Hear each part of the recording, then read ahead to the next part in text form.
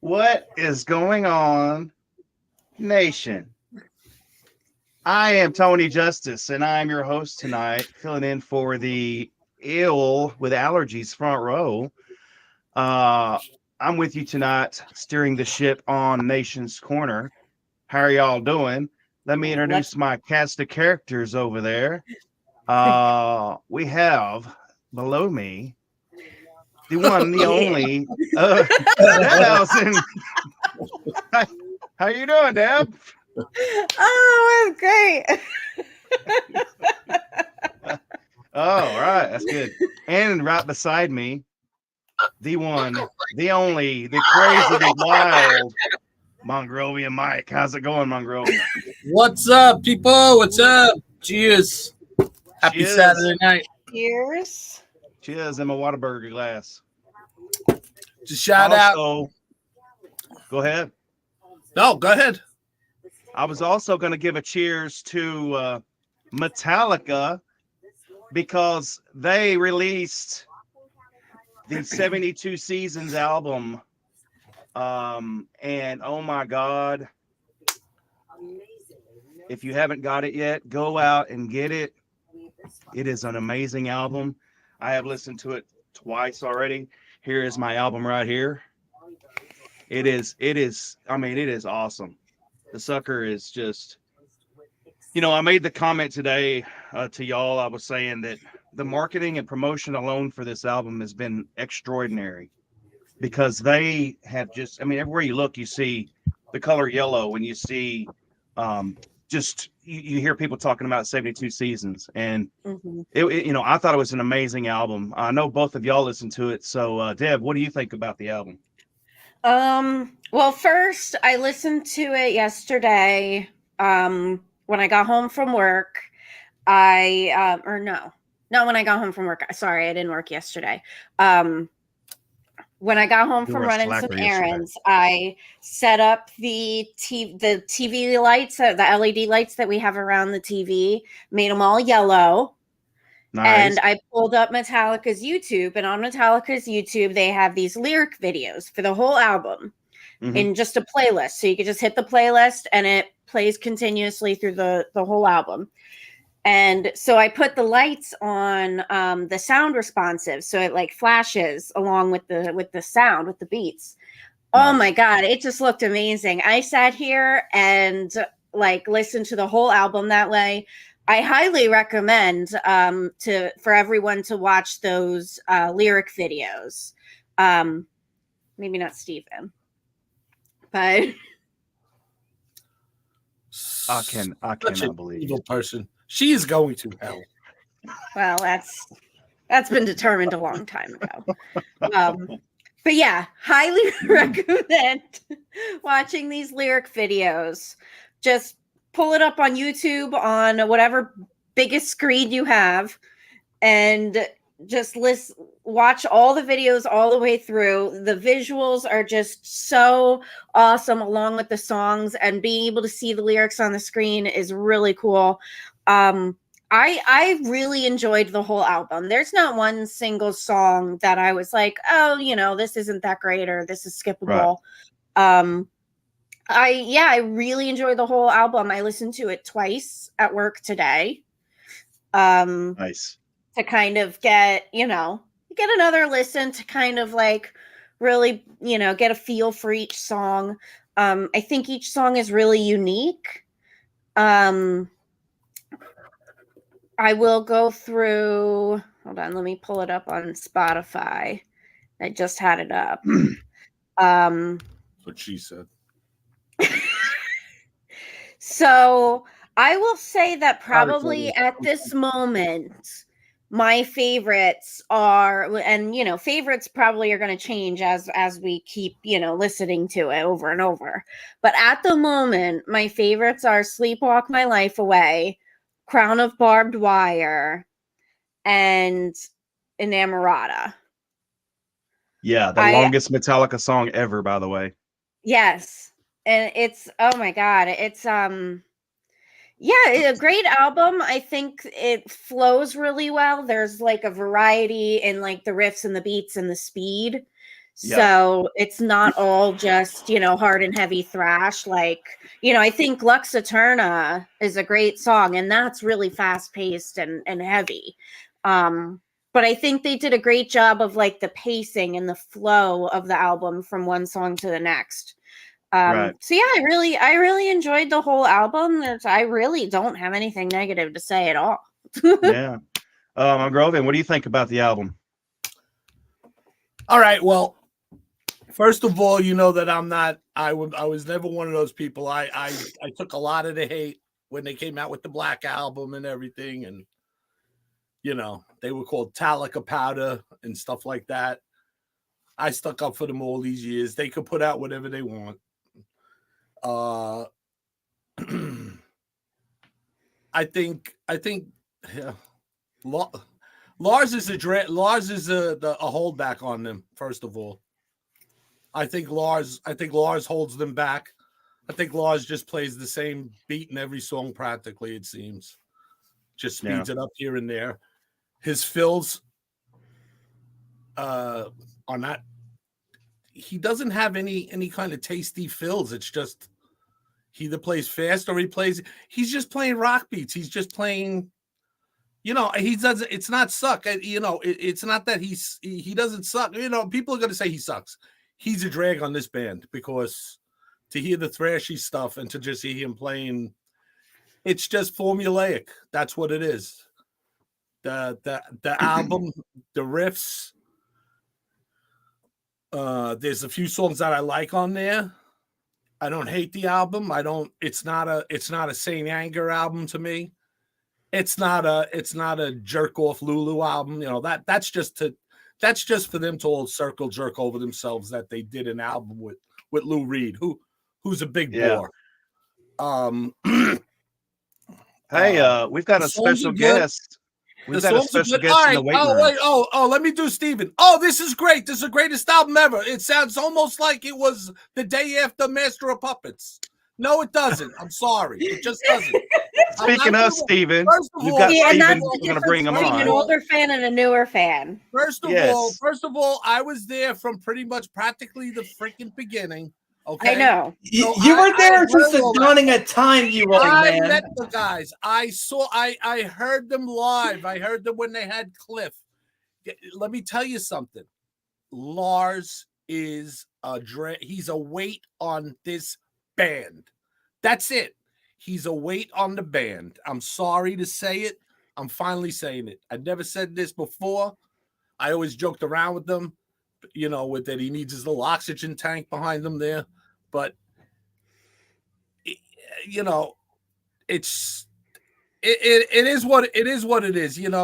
They're how many albums deep? They're how old are they? So it's okay. They're Metallica. They're going to go out. They're going to sell a whole bunch of these albums. They're going to sell 1 million of these albums. There's going to be a bunch of downloads. You're going to go see them, and they're going to play one song off this album if they have to. If they don't have to, they won't. And they won't play any songs off of the other albums. They're either going to, because they're going to go out into the stadiums, and people are going to want to hear the first 5, 6 albums. They're going to want to hear stuff off of that first. And I'll also add in as a side note that wussed out version of Blackened. I hate it. I despise it. It's a way to do it live, so Lars doesn't have to do those blast beats that they probably computerized for him back in the day. That's what I'll say. And other than that, the riffs are the riffs. The lyrics are, I always thought James was cool, but it's like he has to do the same old formulaic pattern because that's all Lars can handle. They stopped writing all those. They stopped writing all those songs and tried writing more simplistic songs because of Lars. Really? Okay. See, I don't know all the technical stuff behind the scenes like that. I listen to the music for face I just value. know if Lars did a blast beat, he'd die. He'd be like me walking up the steps, running up the steps to the door right now. It'd be like me trying to catch Gabby. It'd be like me, Rocky, trying to run around and catch a chicken. That's what I would look like walking up the steps. That's what he looks like playing 10 seconds of a blast beat. Go ahead, Steve. Have at me. Okay, so I will say this, Elder. I understand your opinion, and I could not. And don't hold on. You do not change one. I've read all of your posts. I've heard you talking for weeks. I do not want to hear you stray one bit from what I've heard you say. You hear me? And I'm not, because in my honest opinion, this is as good as you're gonna get with this band at 42 years into their career. Is it their best work? Hell no, it ain't the first 5 albums, because the first 5 albums. You love this album, so give your review. You love this album. Don't get into what I said. I have my reviews, buddy. I am on the same page with Tony and Deb, with this album, because to me, this album just flows front to back. Lars is drumming. I mean, like it. I mean, you're right. You're right. It's not awful. He's playing to the song. I mean, he's playing. Nickel McBrain is 70 years old, but he's playing to the song, Elder. He's not think about it. The songs that are on this record that are fast, when they're fast, he is going fast. But the songs that aren't fast, he's playing to the song. Just like Kirk Hammett, everybody's giving him shit, on this album. Are those solos? Are those his greatest solos? No, they fit the fucking songs. No. Kirk is who he is. That's Kirk is awesome. Kirk is a great freaking guitar player. But the fact that there's 10 million great guitar players out there, there's guitar players that I know personally that I know that haven't played anywhere but bars here, and they're better. But that's all subjective, because there's so many talented guitar players. But listen, Kirk got the call. He was in Exodus, so he did something right. He was in Exodus, one of the greatest thrash bands, and then he's in Metallica, one of the greatest thrash band ever, probably. Okay. Right. Well, and Hetfield has a point when he says that, because when they were making the 80s records, he said that everybody was trying to compete with each other, with the Slayers, the Testaments, the Exodus, but we're not talking about, I'm not trying to bring them back to then. I'm just saying what I've been through with Metallica, and I'm not dragging them down. I love Metallica, and I've always stuck up for Metallica.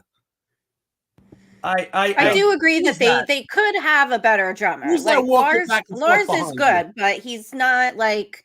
No, I don't think he's like one of the greatest. No, he's not. He's not the greatest. He fits the band for what the role he's in. He's not good. He's a stutter step. He's a stutterer. He's like okay. He plays the drums like a baby walks. A baby walks, but they wobble, and they always look like they're gonna fall on their face. That's him drumming. Just listen to the Phil and Battery for Out of the Lead. Come on. You don't like that, Phil? God, man, who? I like Phil. I heard that Phil, and then I hear the Phil that Lombardo did when he was live. Because this is Lombardo. They're totally two different. That's what I mean. Drummers. It's like okay, so a few months back. This is a Lars bitch. The point is, it's a good album. I don't love it. I will listen to it again. It's not. I already said it's not Saint Anger. It's not like I'm not going to listen to it. Maybe it'll grow on me. And I just want to make one other point. Those fucking Kaleidoscope videos, I wanted to shoot the TV like Elvis. They drove me up the wall. I lasted about 2 videos. Deb, maybe you did some acid. You were all wasted. I did not, I swear. You were wined out. I don't know. Yeah. Okay, so speaking of drummers. I was watching it, and it was just all yellow, and it just drove me up a wall. It made me insane. Everybody gives Lars hell because he's not doing the flashy shit. He's you know what, Elder? He's the Phil Rudd of metal. He's not Phil Rudd. Phil Rudd can count to 4. No, but what I'm saying is Phil Rudd's not the flashiest hard rock drummer. He's sticking to the fucking songs. Lars is sticking to the songs. Is his drumming phenomenal on this album? It's not the best. I just feel this band has been faithful to each other. They want to stay the same band because they don't ever want to go through like Jason Newsted, like when they lost Cliff. So everybody keeps, and I'll say this: there are some people that say, "Oh, they need to reinvent the wheel." No, they are the fucking wheel. They've done what they want to do. Stick up for Metallica, man. There you go. That's what I agree with that. I agree with that. Metallica is Metallica, the greatest rock band in history, as far as I'm concerned. They don't need to change. They don't need to change for nobody. Now, if they're going to change, they're going to change when they want to change. Now, Matt Kuhn was saying, "Oh, I have a 3-album rule." That's what he was posting today. So that was kind of, Yeah, RA in the chat says, to me, the album was a journey through Metallica's career and a taste of Motorhead thrown in.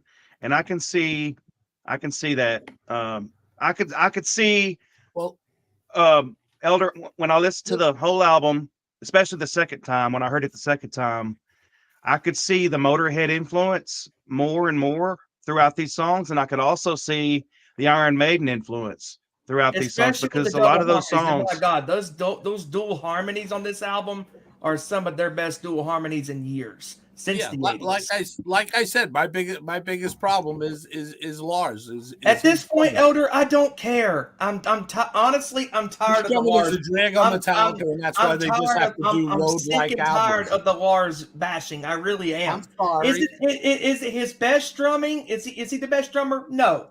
Nico McBrain's better than him. Scott Travis is better than him. Dave Lombardo's better than him. Gene Hoglan's better than him. But here's another thing. You do think Metallica can get away with like what Iron Maiden do? You think Metallica come out and say we're going to do this whole album?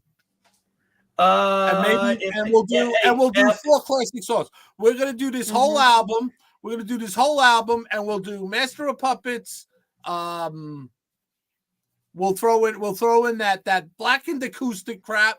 Elder. Well, haven't they done that recently, where they've just done shows with just one album? Yeah, no. They did the Black album. I'm saying Force Feed the whole tour with this new album. Play this whole album. They wouldn't get away with it.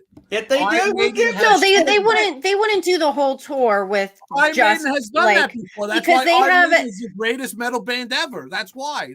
Because they could get away with that. Iron Maiden comes out and goes, "We're going to do the whole Dance at Death this tour." I love that they did that because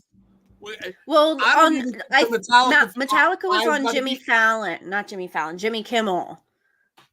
Earlier this week, they were on Jimmy Kimmel actually all week playing different songs. But the interview that they did at the beginning of the week, they said, because they're doing Friday, Saturday shows, every city that they go to, they're doing Friday, Saturday.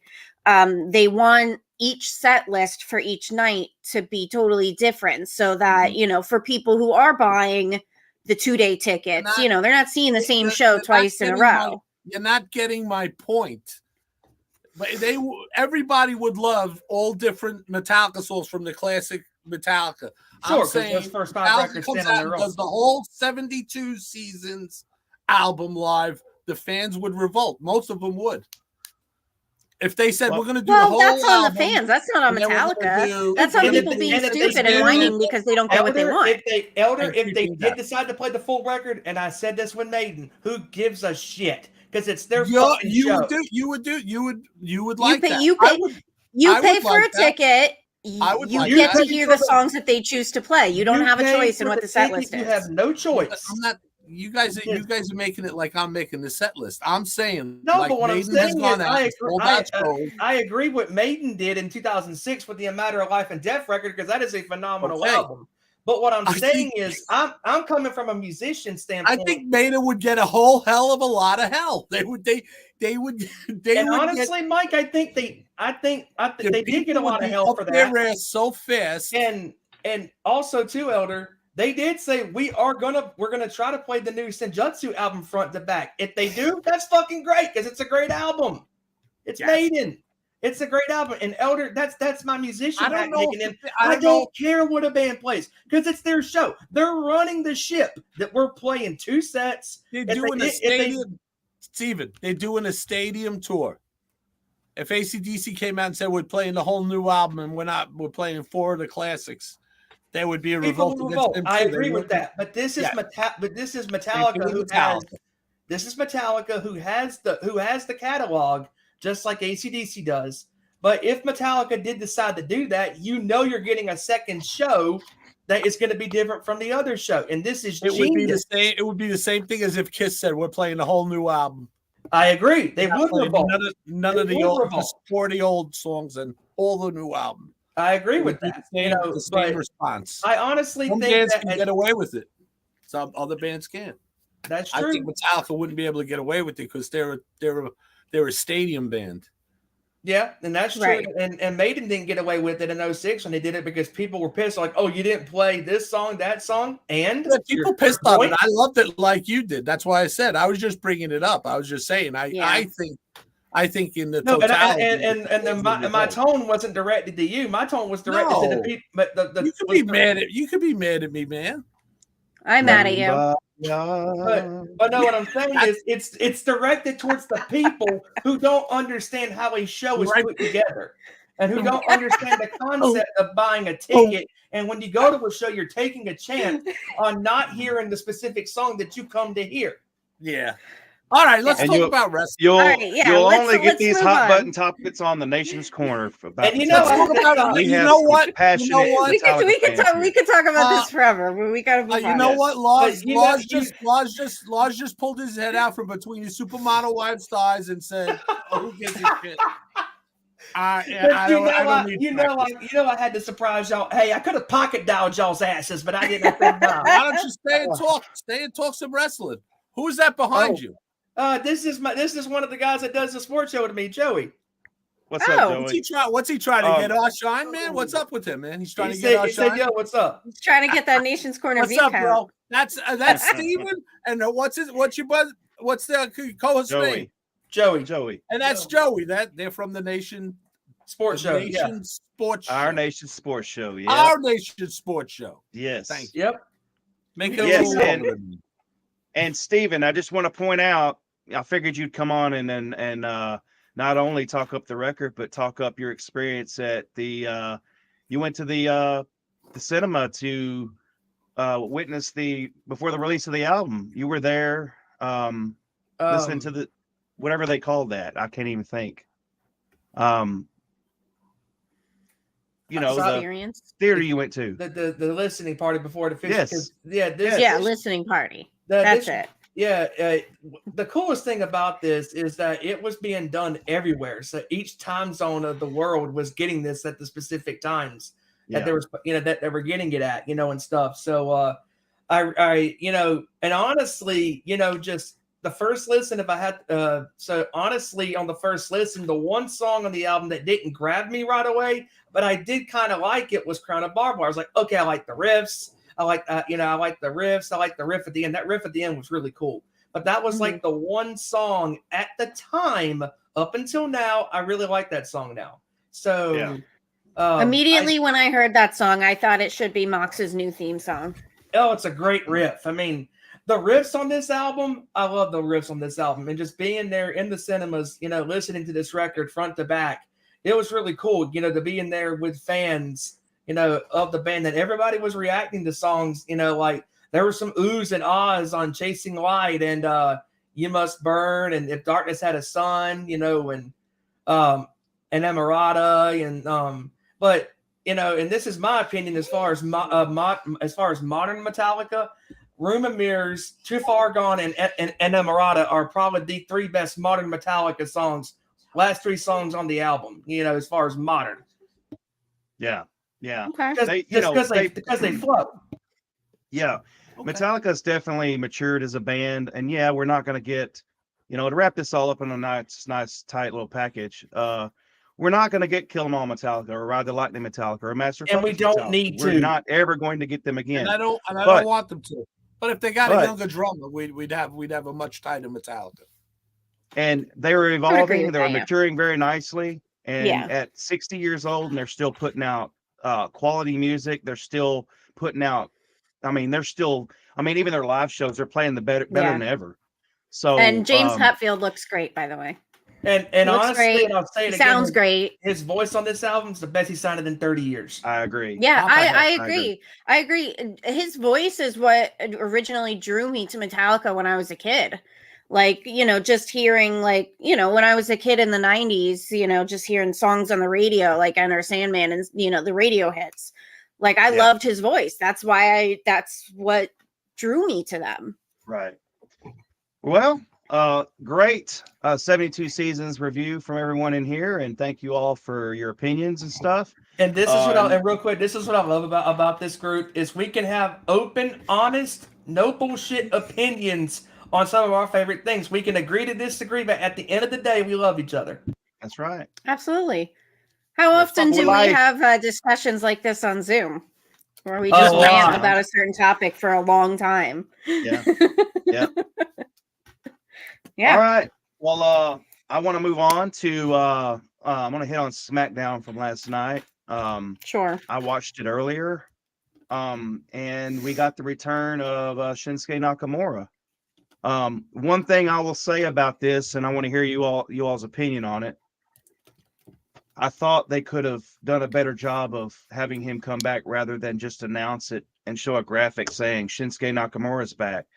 Why couldn't he have come back like helping out somebody that needed help in the ring or something like that, or just like for a pop, Yeah. Because you would have got a major pop with Shinsuke Nakamura coming back if they'd have just, did what, like, we're going to touch on it later with Jeff Hardy returning in AEW. I mean, he came out and the place went wild. And why couldn't they done the same thing with Shinsuke? I don't get it.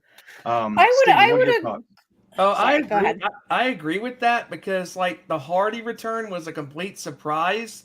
Nobody saw it coming, and when his music hit, the entire arena just erupted. And we're like, okay, when's he coming back? And then boom, he comes back. And dude, and I got to give you credit, bro, because you were on Zoom with us that night watching the show, and then you go, this would be a perfect time for Jeff Hardy to return, and then kapow, there he is, just right there. If I had the pencil, right? All right, Billy. Yeah. So, Deb, what are your thoughts on Shinsuke Nakamura? I agree to an extent about it being, a total surprise for the pop, but I also kind of feel in a way that, like, because of Nakamura's stature, I guess you could say, and I feel like he deserved maybe like something bigger, like a couple vignettes leading up to his return, saying Nakamura is returning or something like that. Correct me if I'm wrong, but I don't think we've seen him. Like, I know he went and did the Muta match at the beginning of the year, but I don't think we've seen him since. No, we have not. We haven't. So I kind of feel like it would have been cool if they did a couple vignettes kind of leading up to his return, just advertising that he's returning. I think all they really did was just announce that Nakamura was going to have the match on SmackDown. They didn't really have any sort of build up or anticipation but regardless of that, his entrance was amazing. Sometimes he gets the more extravagant entrances and sometimes it's kind of a little like dialed back a little bit, but his entrance was so great. He was wearing that like black robe that kind of like made him look like a Sith, like in a way. It was really cool. He just looks dark and evil, kind of like Zorg. Yeah. I really feel like WWE should make more of an effort to make Nakamura like feel special. You know what I mean? Like, we a lot of us fans who are aware of what he means to wrestling, like in Japan and all that stuff, like, we get it, but we know that there's a lot of WWE fans who don't pay attention to the wrestling world outside of WWE. So, I don't really think that WWE has done a great job of really impressing on their fans how special Nakamura is as a talent. I don't think he's just once in a while he comes out and it's cool. I think it's different now. The WWE universe knows about all of these people. First, that's not true though. That's not true. In kind of our bubble, it is, because we know people who are very active in social media and stuff like that. But there are a lot of people, like I have friends here that don't use social media to get wrestling news. They don't follow wrestlers on social media. They're not in that bubble. They just watch Raw and SmackDown. Well, we know some people don't know how to That's what Google. they see of wrestling. We know some people don't know how to Google. They just don't know how to that's Google. True. It's very easy. But there's a lot of people who, maybe really aren't necessarily interested in looking at all that stuff online. They just watch the show. So if you're just watching the show for your weekly entertainment, and you're not getting the impression that Nakamura is special, because he comes out every 4 or 5 months and has a couple of good matches, and that's it. It's the pop. I think they're going to start building him up because it's going to be the draft soon. So he's definitely got to be. Maybe they're going to start building him up once he gets drafted, or wherever he's going to be drafted to. And yeah, one could hope. I hope so. Maybe he stays on. Maybe SmackDown keeps him, but maybe they'll do something. I mean, it is true. It's true what Bully says, and I don't understand why that people that. I understand what Nakamura is saying. Nakamura and Asuka and they could get that stuff. Oscar. They could get stuff across. Mm-hmm. Yeah. Why is this? Why is this? Yeah. Yeah. One can hope that after the draft that he is highlighted a little more. And do we know when the draft is going to be yet? Have they actually announced? I feel like I saw somewhere that it's sometime in May, but I don't know if an actual date has been set. Okay. Right. Front Row says in the chat a lot is on hold till the draft, and I would agree with that. That I was just about to say that, Front Row. Yeah, thanks. They're on a holding. They definitely seem to be in a little holding pattern, because they're not going to start new storylines when the whole roster is going to be shuffled around then. So, exactly. Yeah, except for the one. Except for the ones and the head of the table. Yep. Yeah. And speaking of, we had Riddle and Solo Sikoa on last night's SmackDown as the main event, and I watched the the promo segment to begin SmackDown. Yeah. You had Kevin Owens and Sami Zayn in the ring, and of course it's becoming. I don't know. I mean, I'm just gonna be honest. We all say how much the Bloodline story is the best thing going in wrestling today, all across all platforms. But I feel like right now, it's kind of spinning its wheels a little bit. I feel like it's spinning its wheels a little bit. I'll just sit here while my tag team partner answers the questions, Al. I'm hungry. Yeah, no, Tony, I do agree with you. I feel like since WrestleMania, they maybe lost a little direction. Like we don't know where they're going. Like where are they going from here? Oh wait, we know where they're going. I'm going to tell you right now, because if you notice when they came out and they were all at the Usos, Solo Sikoa, and Paul Heyman was out there talking to them in the ring, and he was pointing at them, saying, "The tribal chief, I guarantee you two are going to lose those titles, because the tribal chief is getting sick of you two looking at the Usos." Yeah. So that was it right there. That told me right there that once the Usos lose, now that's where we're going with that part, because Sammy and Kevin KO got to hold on to these belts. They got to hook a crook. Oh yeah. But the question is, where do you go from here? Because after they won the I don't know. It's Axel. I.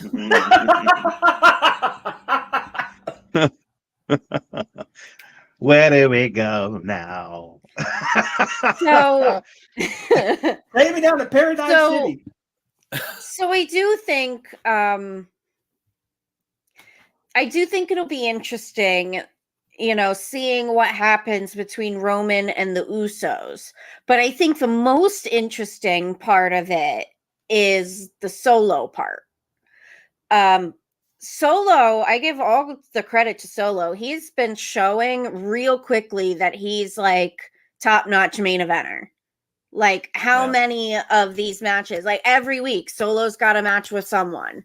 And it's been the main event quite frequently. And he's I think he's doing a great job. And I'm really interested to see his part going forward. You know, if there's going to be a rift between the Usos and Roman, they discussed this a little bit on Busted Open this morning. You know, where does Solo go? Does he choose his brothers or does he choose his cousin, the head of the table? I think Solo's giving them the spike. Yeah. Could be. Or, I mean, of course, it wouldn't further the bloodline story any, but Solo could go solo. Literally. Bad joke. Anyway. Yeah. So we'll just have to keep tuning in to see where the story goes.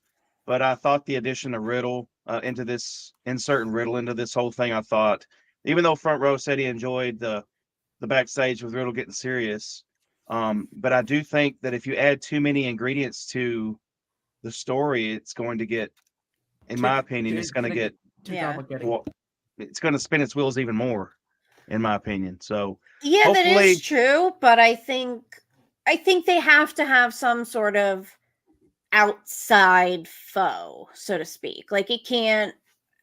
I feel like it would get too stale if it was just the people in the bloodline itself. You know, they have to have some sort of adversary from the outside of the bloodline. And so, I think Riddle, Front Row said Riddle, getting serious in the backstage segment. I liked that. You know, we like Stoner Riddle, but it is nice to see his more serious side and, see him like being aggressive. Yeah. I liked speaking of Riddle, I liked when this was months ago when him and Seth had that side by side. Yes, that was a great segment. That was awesome. Riddle just completely, I mean, serious Riddle all the way there. I enjoyed that very much. So, I mean, we'll just, like I said, we'll just have to see what happens, see where this goes from here. But I would like to switch gears and start talking some Impact. We've got Impact Rebellion tomorrow. And Deb, if you wouldn't mind, could you go through the card of what's going to take place tomorrow on Rebellion? Yes. So I'll start from the bottom and go to the top. We have started from the bottom, now we're here. Started from the bottom, now we're here. We have the Design versus Dirty Dango, Joe Hendry, and Santino Marella. Salmonella. I'm super excited for this match. I think the Design is coming together nicely with the addition of Alan Angels and Sami Callihan. And Dirty Dango, Joe Hendry, and Santino Marella is the trio that we all needed in our life. Like, if you just watch any of the segments that they are in, the dynamic between Santino and Dango and Joe Hendry is just fabulous. It is definitely the comedic relief in the show. Yeah. You know, every show needs a little bit of comedy mixed in. Even ours. Yeah. But the fact that they're the comedic relief does not take away from the fact that they're all great in the ring. And, you know, I think this is the first time we're seeing Santino in the ring since he's been on Impact. So it's going to be cool. Then we've got... Yes. Then we've got a last rites match with PCO and Eddie Edwards. I've been loving this storyline with PCO and Eddie Edwards. So I'm really looking forward to that one. We have the hardcore war match with Team Tommy Dreamer and Team Bully Ray. I'm not going to go through all the names there. It's a lot of names. So that I know, because of Busted Open and they are a part of our Busted Open family. I know we're all kind of looking forward to that match. I have really been enjoying what Tommy and Bully have been doing. I know it was kind of like it was touch and go there for a little bit because we were, we're emotionally invested. They're our Busted Open family. We didn't like seeing them fighting. But I'm really liking the way that it's progressed. And this, a hardcore war match with these two teams it's just gonna be insane. Oh yeah. It's gonna be crazy. Then we have the Impact Knockouts Tag Team Champion with Kylan King and Taylor Wilde versus the Death Dolls, Jessica and Rosemary. That's going to be a banger. All 4 of those women are just insane. Impact Tag Team Championship match for the Ultimate X match with Ace and Bay Connection and Motor City Machine Guns. That's going to be fun. Oh man, I can't say enough. I just want to break it right now. First of all, Chris Sabin, 20 years. Bam. Yes. Congratulations, 20 years. bro. The Motor City Machine Guns are like, you watch their matches from back then. It's like they haven't slowed down. Like you could watch matches with the Hardys, or you know what I mean. You could see like, okay, they haven't really slowed down, but you could see that the Motor City Machine. They friggin' are like 20-year-olds. It's like they're like PC. They're like PCO, except they're not. They don't. It's just insane how good they are. They've been a staple of Impact, and I'm still fairly new to Impact, but I've been learning and trying to kind of learn the history and who's been there a long time and all that stuff. But seriously, running down this card so far, is there any company that has a more solid roster than Impact? There's like not one single weak link in their whole roster. Agree. No, and they everything is a story. Everybody means something. From every match has a story along with it. Dice rolling around, Oh, Johnny don't get me started on Zicky in the WrestleMania 3 cart. It's just even them. You got Crazy Steve is amazing with Black Touros. Yes. Tarus. Just top to bottom, their whole roster is great. And now we're getting to like the 3 favorites right here on the Impact. The three best, the 3 favorites. So we got the X Division Championship match with Trey Miguel versus Jonathan Gresham versus Mike Bailey. My God. He is the MVP of 2023. Speedball Mike Bailey is amazing. Yes. That guy is unbelievable, man. He is. Then we have the Impact Knockouts Championship. Unfortunately, we saw a couple days ago on Impact that Mickie James did have to relinquish the title. She's not cleared. So she's vacating the title, and we're going to see Jordynne Grace versus Deonna Purrazzo.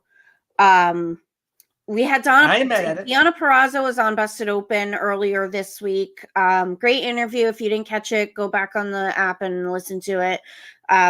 It felt like she was very open and honest about, kind of her journey in her career. So it was great to hear. I think she's come a long way. And Jordynne Grace, fresh off of, first place finish in her first bodybuilding contest, which is just a feat, an absolute feat. So that's going to be a banger in of itself. And then the World Championship match with Kushida and Steve Maclin for the vacated title, since Josh Alexander had to vacate. So it's very interesting And they brought this up on Busted Open when they were talking to Deanna. We have 2 championship matches here, the men's and the women's, both for titles that have been vacated. Mm-hmm. And we could potentially see a husband and wife couple both winning the championships on the same night. Has that ever happened in wrestling history before? Not to my knowledge. Nope. It's gonna happen. I feel it. I feel that we could actually see a husband and wife couple both winning the championships. Mind you, it's kind of weird because both of them could win without beating the actual champion because they're both vacated titles. Right. So it's an odd situation, and it's an odd series of events that both of these titles unfortunately had to be vacated at the same time, and they could both be won by a husband and wife couple. Should have took care of that before the show went live. I don't have to pee. Yeah. So yeah, I think that's so fascinating to me. That part of the storytelling. So the ritual is you win a championship, you sleep that night in bed with your championship. Mm-hmm. Oh, come on. I think you got to hear a lot of clanking going on, a lot of celebrating. Woo! Oh man, you're killing me, brother. I can't. Wait, what will we do without you? Wait, front row's off screen. Let me do front row, sir. Oh my God! Or Ezra with the sir meme, sir. They're going, you bunch of children. Yes. Yeah. So what do you guys think about that? Husband and wife possibly winning both titles on the same night, celebrating together in the ring at the end of the show. Good stuff. Oh, Bring it to me. I'm rooting for. Give it to me. Ow. Yeah. So Rebellion is set to be a great show tomorrow night. So catch it on Fight TV. If you can't be there live, catch it on Fight TV. I think. It's sold out. So it's sold out. Yeah. So if you're not going to be, if you didn't already get your tickets, you're not going. Ew. Sorry. Right. And that's that. So I want to actually fast forward, shift some more gears. Oh, by the way, before we shift the gear, shout out to our very own John in South Jersey and Neil, Too Sweet Neil. Yes. They're both at CCW Dead Zone tonight in Delaware. Ooh, nice. So yes. #, Nation's Corner on location. Damn straight. I think the show is about to start. Well, actually, I think it's already started. So, so I hope they're having a great time, and I'm sure we'll catch some stories from tonight from them two at a later date. Now I want to switch gears and start talking about some AEW.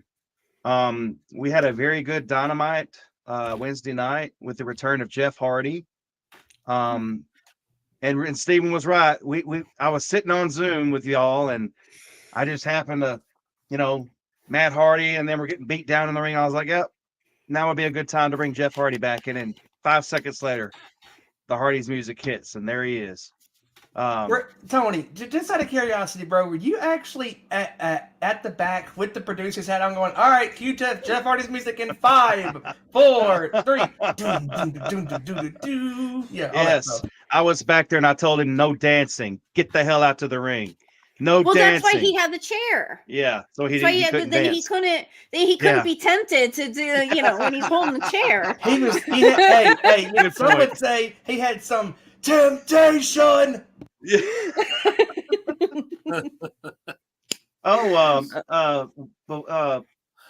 I think this is front row that typed this. Naomi was SmackDown Women's Champion while Jimmy was SmackDown Tag Champ at the same time. So yes, that is true. But they didn't win it on the same night. Right. I mean, I would think. I don't know for sure because I didn't even remember that. But I would assume they didn't win it on the same night. But it's still cool. Husband and wife champs at the same time. That's awesome. So anyway, back to AEW. Yeah, Jeff Hardy's return. It's great to see him back in the ring. Yes, he looked amazing. He didn't have his face paint on or anything. He just came out. And I think that was by design as well. He wanted to show that he was, because with the paint on, you wouldn't be able to tell, Yeah, you can't really see their face, so it was nice to really see his face. Right. And he looked amazing. You can kind of tell. Right. Oh, yes. So I will tell you, you guys know I'm a massive Jeff Hardy mark. I just love him. So I've been waiting for his possible comeback for a while. And I listen to Matt Hardy's podcast every week. I actually just listened to the new episode this morning while I was at work. So I got to hear Matt's reaction because they usually record his podcast Wednesday nights or Thursday mornings, maybe. So I heard his, reaction that he could actually speak about it. Matt is very happy and very excited. He did say that, he has definitely seen a difference in Jeff, that he's very committed to being healthy. But at the same time, he said, I'm not I'm not here to convince people to give him another chance or give him a pass or whatever. Like, that's not his purpose. But he did say, he looks great. He feels great. He did just have that eye surgery, so his eye is still filled with blood, which he says supposedly should clear up in, I think he said 6 to 8 weeks or so, hopefully. But yeah, he said he looks great, feels great, is in a good place at the moment. So I'm just, we're all just hoping that stays that way. God, I was super excited. I love Jeff Hardy so much. I think, there's just something special about him. There's just, he is a very, very special person to wrestling. And especially listening to Matt Hardy's podcast since he started doing his podcast, the way he talks about Jeff, Jeff never got very involved in the creative side of it. He basically would, just show up and say, okay, what do you want me to do? Okay, cool. Very laid back. He doesn't have social media. He doesn't get involved in drama. He just shows up and says, what do you want me to do? And it's just, following his journey over the years, I have sympathy. I feel for him. I know it was, he's had an interesting life. On, not to get sidetracked at all, but on the podcast episode I just listened to from Matt Hardy, he was talking about when him and Jeff faced each other at WrestleMania. The episode was about that and about, that storyline and all that happened. And one of the things that I personally didn't know, because I didn't watch wrestling back at that point, so I had no idea about this story, that Jeff's house had burned down and his dog died. Yes. And then Vince wanted them to do a storyline leading up to their WrestleMania match against each other, where Matt was basically taking credit for burning his house down and killing his dog, and wow. They had a dog collar made and stuff. And Matt talked about, that both of them weren't too thrilled with doing that storyline because the emotions were very raw. Matt described that night that, their houses are kind of across the woods from each other, on the same property, the Hardy compound, but across the woods from each other. And Matt said he had seen a light or something going on over at Jeff's house. And he went over there and the house was totally engulfed in flames, and called Jeff, didn't get an answer. Eventually, after some time, Jeff and his girlfriend had been apparently out shopping. So he finally called Matt back, and, Matt told him that his house was on fire and all that. And so, that's a very traumatic event. Jeff's whole house was engulfed in flames. He lost everything and his dog died.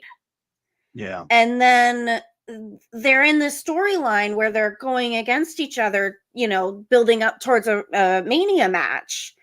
And they're told that they have to put that into storyline, that Matt is responsible for Jeff's house burning down and killing his dog. And that kind of, oh my God, just listening to that today, I couldn't imagine. And, Matt said it was traumatic for him because he saw the light across the woods. He approached the house, and he thought his brother was in there. He thought he was losing his brother. Right. And, he said he didn't like doing that storyline, but he basically just, said, we'll do what we can to make it work.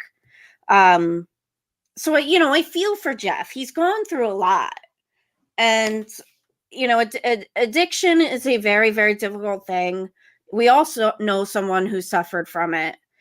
And he's gotten a lot of chances over the years. I know from listening to Matt's podcast and some other things that Vince really liked Jeff and really believed in him and just gave him chance after chance after chance, all over all the years that they've been at WWE. How many second chances and third chances has Jeff gotten? A lot. A lot. So I'm really pulling for him. I'm really really hoping that this time, it sticks and he figures out how to get better. But I'm so excited to see him back. I'm so excited. Nobody wants to see anyone fail when it comes to, anything rather. If you're a normal human being, you don't want to see anybody fail, especially someone like Jeff Hardy. But we all know that addiction is it's a disease, and you can try your hardest to stay sober and all that, but it's always going to be a challenge. Especially being out there on the road now again. Yeah. So I just hope he doesn't. I do remember on a previous episode of Matt Hardy's podcast, he did say that he really thinks, the reason why Jeff relapsed this time was that weekend in Vegas. I think it was for Double or Nothing last year, was it? I can't remember. Yes, it was. But AEW had the pay-per-view in Vegas. So, the whole AEW roster, crew and everything was in Vegas for like an extended weekend. And Matt said he really thinks that was, one of the biggest reasons why he relapsed is just the temptation. You put a recovering addict that doesn't exactly have the best track record, for being able to stay sober, and you put him in Vegas for 4 or 5 days. That's rough. Yeah. Mongrovian, what are your thoughts about Jeff Hardy? He should just say, take a fucking Uber and cut the shit. That's all I got to say. Yeah. Before he has a fucking victim. Yeah, exactly. He's very lucky he didn't hurt anyone else. I don't want to see anybody coddling his ass anymore either. This is it. Yeah. And Bully did say that on Busted Open that, how many chances do you get? Yeah, it has to be. It has to be. Unfortunately, as talented as he is, there's a point where, because all of these times he could have taken a fucking Uber. Mm-hmm. Yeah. Especially the last time. Agreed. And that's not an excuse. Oh, I'm in Vegas. You know what? And I'm down here. There's booze here, Yeah. You could be anywhere in the world and there's booze and stuff everywhere. Yeah. I agree with that. But I got beer in the fridge right now, but I'm drinking sweet tea. And I love him though, so. Yeah. So anyway. He's just special. He's a special person. It lies on Matt's shoulders too, because the legacy is the Hardy Boys, right? Not separately, even though they're both separate stars. The Hardy Boy legacy has to. This has to end right, and they have. And I know Matt was extremely excited when Jeff first came to AEW that they were going to be able to, do their last thing together. Clearly this is going to be like the last ride of their career. So, it understandably, it probably broke Matt's heart that, he was excited about this last ride, and then it just, got cut off just when it was starting. They still have time. They still have time to finish their story. Yeah. Yeah. To borrow a phrase from Cody. Which brings us to the promo that happened on Rampage last night, where Matt basically challenges the Firm to come to the Hardy compound, and it's going to be the Firm deletion, which I'm super excited about. I know there's some people who don't like the Matt Hardy cinematic matches and stuff, but I find it extremely intriguing. I think it's artistic. I think he does a good job of doing it properly when he is allowed to, control the narrative, so to speak. Well, I hope Senor Benjamin fucks up Stokely. Yeah. I'm just excited to see Ethan Page at the Hardy compound. I hope the lawnmower gets him. Yeah, it's going to be an interesting thing. When is that going to be, Deb? Have they announced? I don't think they specifically. I can't remember. I watched the promo again earlier, but I don't think they specifically said when it was going to be. He just challenged them to come to the Hardy compound and did the whole delete. You were distracted by Ethan Page again, weren't you? Yeah. Yeah. Actually, no, he wasn't on screen for that promo. Ethan Page wasn't on screen for that promo. Okay. Well, I missed it. I'm sorry. They may have been distracted by Jeff Hardy because he's, he's Jeff Hardy. Yeah. Anyway, that'll be a great match when it happens. I do want to start winding down, but I want to wind down with the, I want to hit on the promo that we saw Wednesday with MJF and Darby Allin and Sting. That promo was awesome. Was amazing. Sting coming out with the pom-poms, and he went through all phases of his career. Yeah. Even the TNA. Shout out to connecting people through wrestling in the chat. Yeah. What's happening? He is in Reseda, California. Reseda. Hell yeah, man. He is everywhere, man. He's like me in a way. I'm everywhere too. But he's a wrestler, man. He's been everywhere. Let me sing with you. You're the greatest truck driver, fan. Yeah. There you go. Right. You're the greatest truck driver. He's the greatest wrestling fan. There you go. There you go. But yeah, so Sting got to hit on all phases of his career, even the TNA part with the Joker Sting. I thought that was amazing when he got to reference that. But we, even with as good as that promo was, I believe it's going to lead, because Darby Allin, he's getting better on the mic. I can remember when he was on the interview with Busted Open, the first interview he did with Mick Foley on the show, and he wasn't a very good interview because it's like he's holding back a lot, and he's introverted. Yes, you could tell he's getting a lot better, and Jungle Boy too is getting a lot better on the mic. Oh yes. But they pointed it out on Busted Open the other day, and I want to hear your thoughts. I think Bully said it. In order to drag out of Darby Allin what they need, MJF is going to have to take out Sting. Something's going to have to be done with Sting because Darby looks up to Sting so much. I believe that is the key in order to get Darby to that point where you need him to be for this match that's happening. Mongrovian, what do you think about that? Yeah, because Sting right away said he wasn't interested in the belt. So he right off the bat put that out. But he is his best friend, and that's Darby shows that's the only time Darby shows any kind of emotion, other than being the little emo guy that he is, He's finally talking though, and I love giving him shots because it's just to bother Deb because she's such a Darby mark. I love Darby. I just like to see him get his ass kicked by the big guy. Yeah. Well, that's what he's good at. See Brian Cage, like, because he's a smaller guy. You always like to see the smaller guys kind of get ragdolled by the big, meatheads. I mean, the way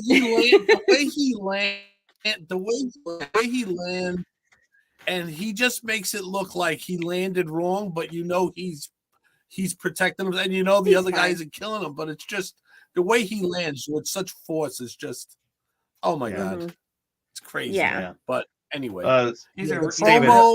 the promo, he's finally got some life. Yeah. Steven, what are your thoughts on the whole Darby, Sting, and JF promo from Wednesday? I love that promo, but there's one little itty bitty funny problem I had with that promo. Sting said, "I got a fever, not for more pom poms." I'm like, "Sir, it's more cowbell, damn it." Other than that, I love that promo. Like MJF and Sting and Darby, it was great. And yes, Darby is getting 10 times better on the microphone, and of course, MJF is great, and we know it. And Sting was just phenomenal, hitting on all his characteristics that he's done over his career. But that more pom-poms line just killed me. I'm like, damn it. You could have said more cowbell. Damn it. Steven, Deb, give us your thoughts. One thing I loved about it, I love this pillar storyline. Because MJF is like the big bad wolf, and I feel like it makes it way more interesting having multiple people coming at him. And like you guys said, Darby is he's improved so much on the microphone.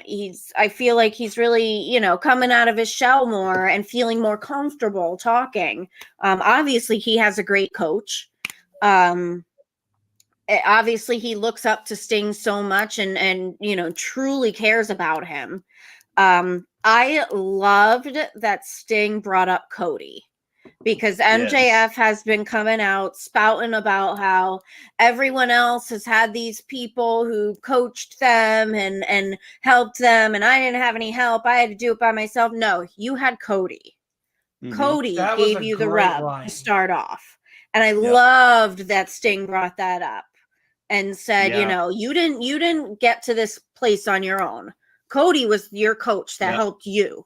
Not only did he bring it up, he doubled down on it, and he said it like 2 or 3 different times. I said Cody, didn't I? Yeah, that was awesome. Yeah, it was awesome. Yeah. I love it when performers on different companies can bring that stuff up and reference the other. Right. Yeah. I love that. Because we can't pretend that it didn't exist. Right. Just AEW cannot pretend that Cody never existed. Just like WWE cannot pretend that Cody was never in AEW. Right. Like you have to be able to mention it, because on both sides, it's an integral part of the history and the storyline. Yeah. Like on the AEW side, Cody was obviously one of the founding members and extremely integral in their upbringing and their startup. And on the WWE side, we have to let Cody tell his story, because the AEW chapter of his story is so important. Right. So the Pillar storyline is a great story going on in AEW. I think it's the top story right now. And I'll add that real quick. I think it's the most original storyline that AEW has done in their history as of right now. Yes. I would agree with that. Yeah. Their storytelling in AEW has gotten a lot better over the past few weeks. And that is very, very, very good for us, because, we're getting to see, week after week, we're getting to see just, a great show from Dynamite and Rampage. I think Rampage has gotten better the past few weeks. And with this, I don't even want to talk about the other stuff that's going on, right now. It's just all, the Saturday thing. All that is just rumor right now. So I'm not even gonna attack that, because we don't we don't mess around with the rumor mill here. Right. So I feel like AEW is doing a good job right now of like putting stories together. You know, there was a rough patch where, you know, the drama outside the show was overshadowing the drama on the show. But I think right now, like, I am definitely becoming more invested in the stories that are happening on Dynamite and Rampage. I agree with you that Rampage has definitely gotten better. They've definitely made more of an effort to put the real storylines on Rampage, and not just have it kind of be a secondary show. Right. Well, we're going to cap that off with that, and we're going to bring this to a close. I want to thank all y'all for joining us tonight. Mongrovian, how can people find you on the socials? You can find me on the socials. I'm right there. Mongrovian Mike. There I am. I just want to remind everybody. Woo! There it is. Yes. Yeah. Mission Pro. Yeah. April 22nd, babies. On Title Match Network. If you're not in the Texas area, fly down to Texas. Go. Visit Brian. Or you could just watch it on Title Match Network. Yeah. I'm super excited for that show. Just whatever you do, folks. If you're going down to Texas, don't get blind in Texas. No, that's right. By the way, great name for a show, Edge of Glory. Who thought of that?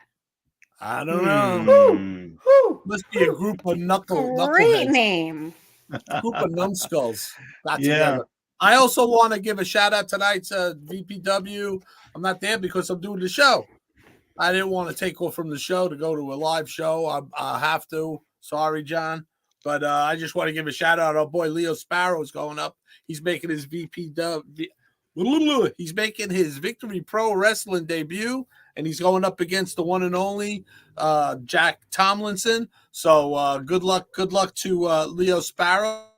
On his birthday. Today's his birthday, by the way. So it's Leo's birthday? Happy birthday to Leo Sparrow. Yeah. So I will have to send him a happy birthday message. That's right. Yeah. Happy birthday to him. And he's going to be throwing spinach at everybody. And he's going to have a nice vegan cake for his birthday, I guess. I'd put a little bacon on it, probably.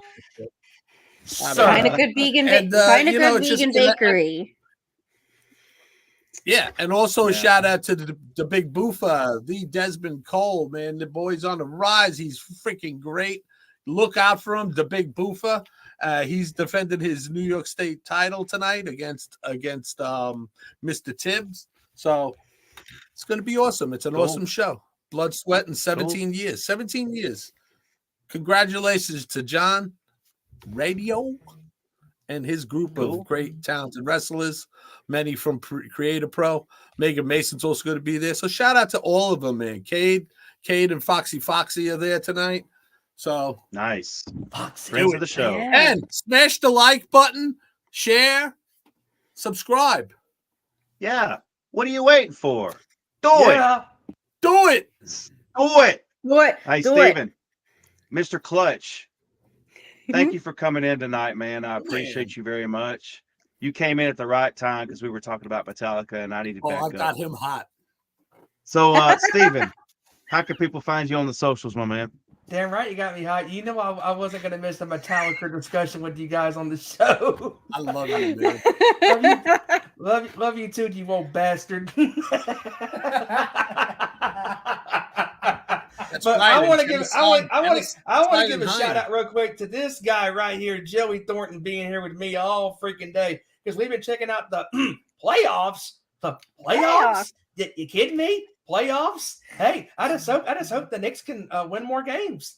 But yeah, at this point, yeah.